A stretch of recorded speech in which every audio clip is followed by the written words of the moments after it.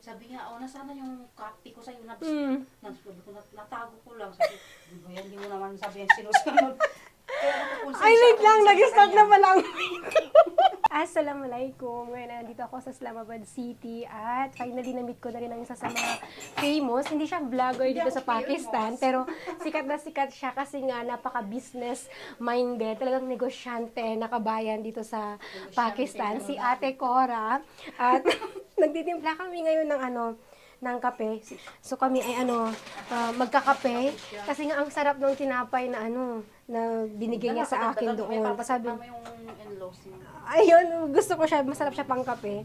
So, kanina nagpakulo na kami ng tubig para sa instant noodles ng mga bata. Nakasama na ako sa vlog. Sumunod na, yeah. Ang bait ni Ate Cora, as in, ang bait. Ano to? May soya sauce ka din? This is not from Philippines.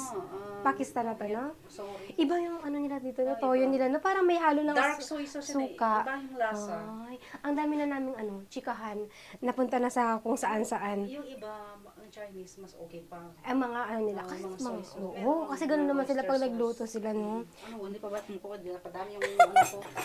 Padami niya ako ng mga salad, spaghetti. Ay, mga ganun din talaga. Siya, nagluluto din siya. Oo, mga Okay. ka-power niya nandito pa sa akin. Eh. Favorite ng asawa ko ang spaghetti. Pero kailangan Filipino style. Yung Oo, UFC yung maganda. matamis, sweet style. Mga ganun ang gusto niya. Pwede naman dito, may spaghetti man dito. Yung ingredients lang yung ano. Yung kailangan bilhin. Sabi, lagi kang proud sa asawa ko na sabi ng asawa ko, kahit maliit yung space, pag Pilipino yan, siguradong malinis. Tsaka maganda tignan. Ano naman to, te? Washroom mo to? Ah, okay. Ikatikman natin, ang Hello? May pinsan pa pala si ate na parating dito.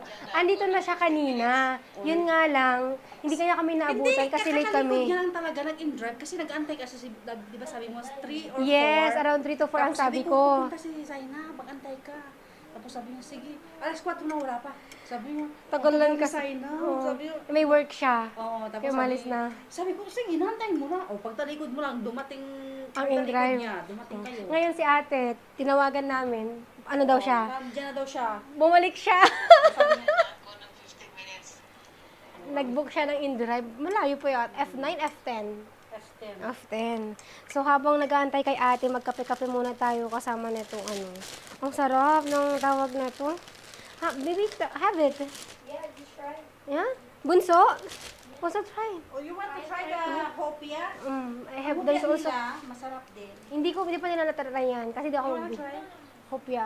Ang dami ng pinagbibili ni ate. Tignan mo naman. Pakita mo tayo yung mga bibigay mo sa akin. Kahit walang sauce, masarap yung siopaw nila. Ayaw mo kasi Ayan na. Hello! Pero kasama ka sa video. Okay lang. Sabi ko, bakit ang tagal, ipinapaanong ko nga sa kanya. Sabi ko, tawagan mo kasi uuwi na ako. Eh, ang sabi kasi ng amo ko, darating na daw siya, ang flight daw nila 4, mali pala. Bukas pa pala. Para siyang Chinese, baby.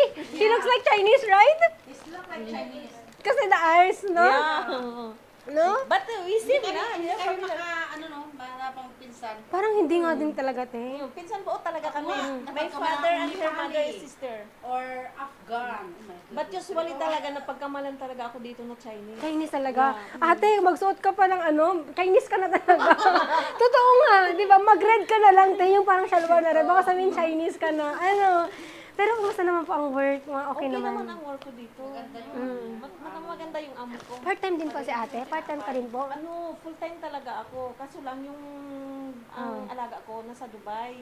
So, dapat darating... Pakistani Andito talaga yung amo mo. Oo, Pakistani Akala talaga. ko, Dumating na sila nung 21, tapos nag-stop over sila sa Karachi kasi may bahay sila doon.